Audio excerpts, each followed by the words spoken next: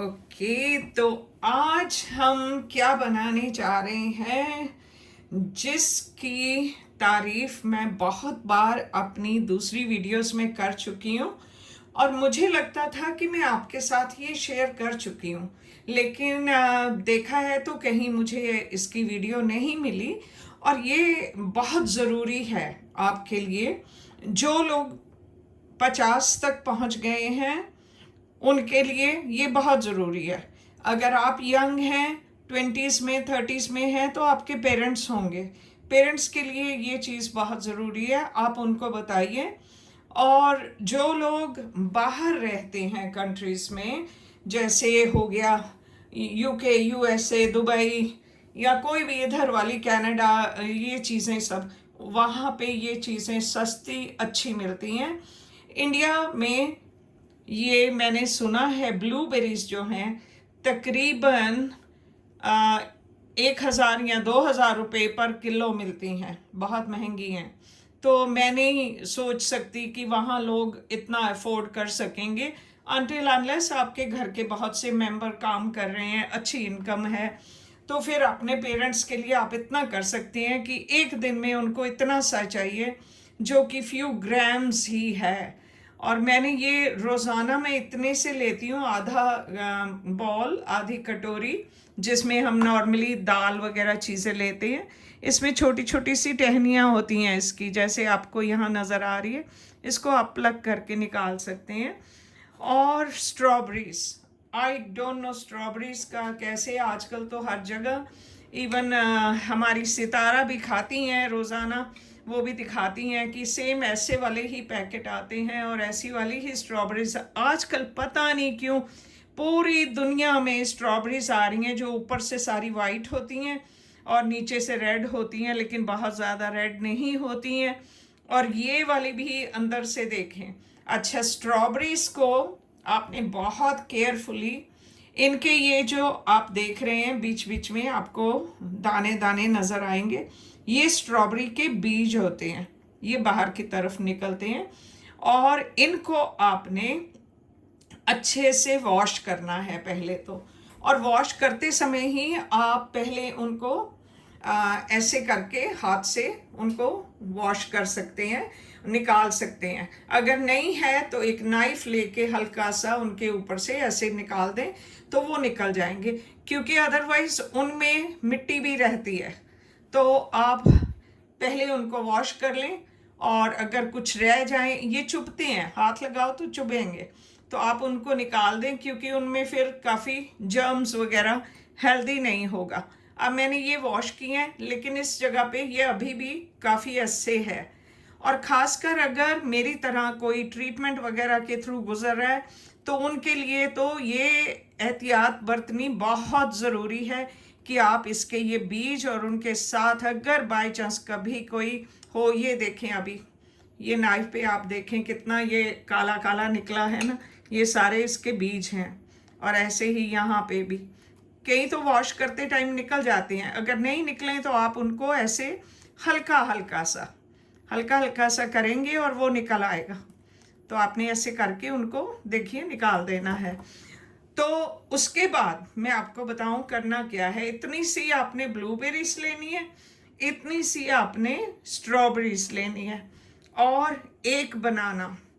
और रात को आपने अलसी पाउडर को भिगो के रख देना है थोड़े से पानी में।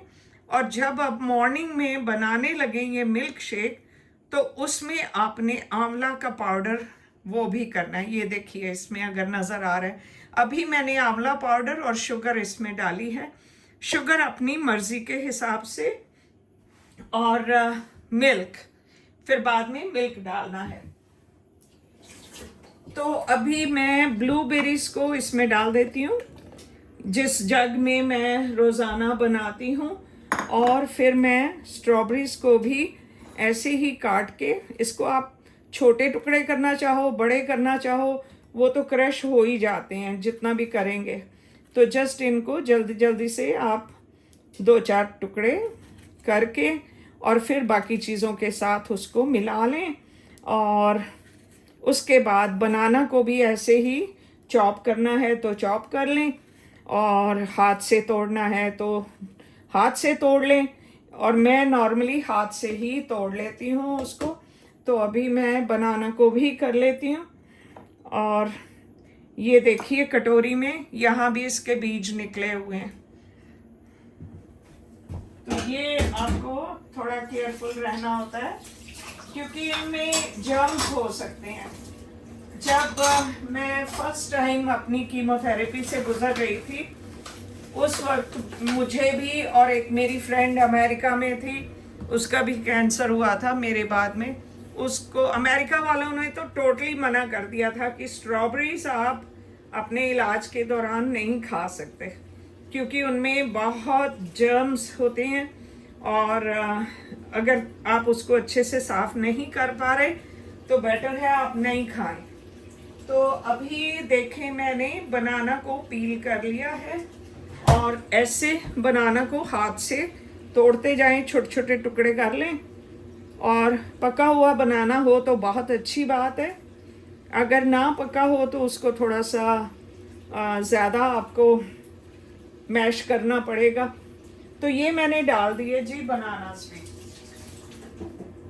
और अभी मैं इसमें डालती हूँ मिल्क, और ये गया इसमें मिल्क। ये जो मेरा ये है गिलास की तरह मेजरिंग जग है, इसमें 2 गिलास मिल्क शेक बन जाता है। तो मैं इसको जब ब्लेंड करूँगी तब मैं कम दूध डालूँगी क्योंकि ब्लेंड करने के बाद वो ऊपर तक आ जाता है। शुगर इसमें मैंने डाल दी है और ये रहा मेरा हैंड ब्लेंडर। तो इसकी वायर को थोड़ा सा खोल लेती हूँ, ये इसका दूसरा हिस्सा, ये इसमें किया क्लिक और इसको डाला इसमें और हम चला देते हैं।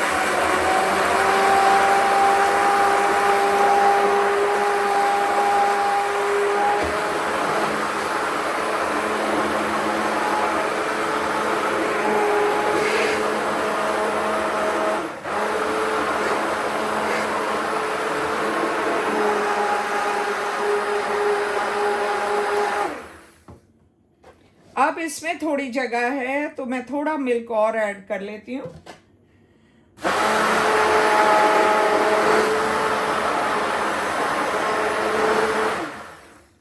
तो ये हो गया। अब क्योंकि ये ब्लेंडर बहुत हैवी होता है, अगर मैं इसको गिलास के साथ रखूँगी तो गिलास उल्टा हो जाएगा। तो यहाँ से मैं इसका जो हाथ वाला हिस्सा है वो उसको वहाँ कर देती हूँ रोल करके, और जो इसका ब्लेड है उसको वॉश करके रख दूंगी। और अभी मैं निकाल लेती हूँ गिलास, और पहले मैं इसमें पोर कर देती हूँ।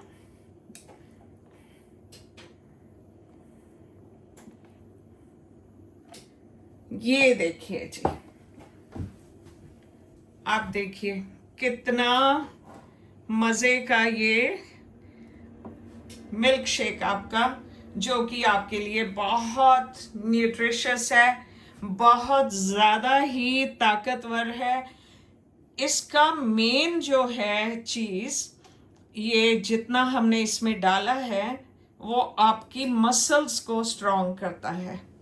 अब मसल के बारे में मैं आपको थोड़ा सा बताऊं कि नॉर्मली आपने देखा होगा जैसे ही लेडीज़ या मेन थोड़ा देर बाद होता है उनका, क्योंकि वो काफ़ी हैवी सामान उठाते रहते हैं तो उनकी मसल बनती रहती है, या वो जिम में भी जाते हैं तो उनकी मसल बनती रहती है।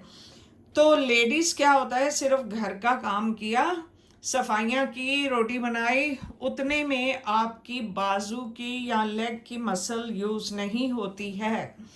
तो उसको स्ट्रॉन्ग रखने के लिए पहले तो आपको प्रॉपर खाना पीना चाहिए, और दूसरा आपको एक्सरसाइज ऐसी वाली करनी है जिसके आपकी मसल वेस्ट ना हो बाजुओं की। नॉर्मली आपने देखा होगा कि जैसे ही 40 क्रॉस करते हैं या जो लोग थोड़ा हैवी होते हैं उनका अगर वो वेट घटाना शुरू करते हैं या वैसे भी मोटापे के कारण जो बाजू का टॉप हिस्सा होता है ना, और अंदर की तरफ जो बाजू होती है वहाँ से वो बहुत ढीली हो जाती है। एकदम ऐसे लटकने लगती हैं बाजू ऊपर से, तो लोग कहते हैं हाँ अब मोटापा है, क्या करें। वो मोटापा नहीं है, वो पहली निशानी है कि आपकी मसल खत्म हो रही है, वेस्ट हो रही है।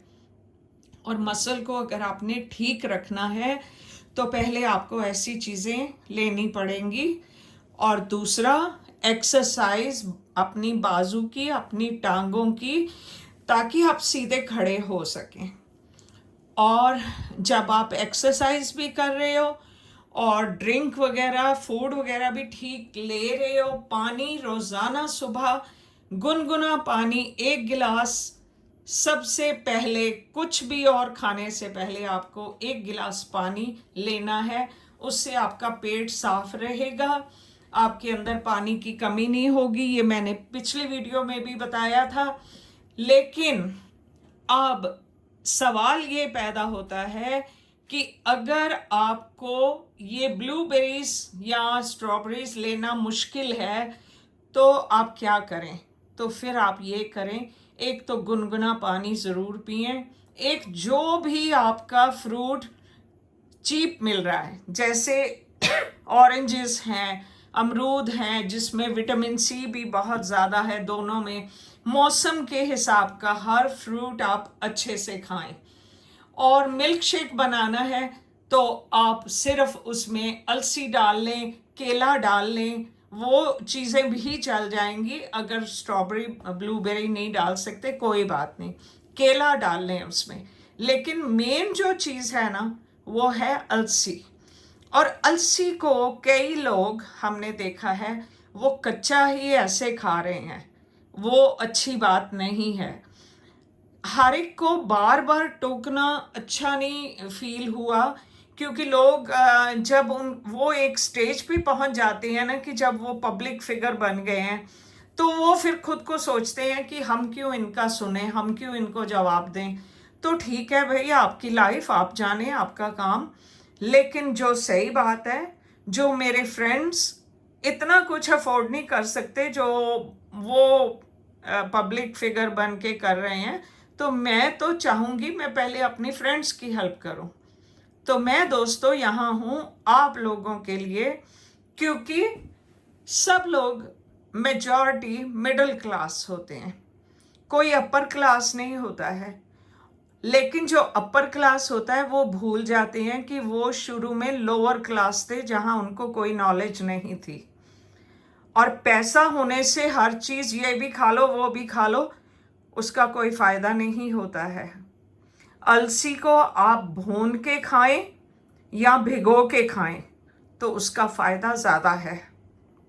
अलसी को ऐसे ही उठा के सीरियल में डाल लेने से अलसी फ़ायदेमंद नहीं होती उतनी, जितना कि आपको वो रोस्ट करके या रात भर भिगोने के बाद फ़ायदा देती है, उतनी वो वैसे नहीं होती है।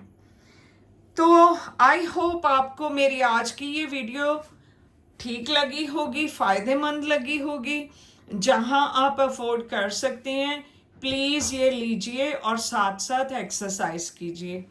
I wish you all a very healthy and happy life, जहां आपको कोई बीमारियां ना हो, कोई तकलीफ़ें ना हो, और आप अपना ख्याल रखेंगे तो अपनी फैमिली का ख्याल रख सकेंगे। So take care, my friends. Love you all. Bye for now.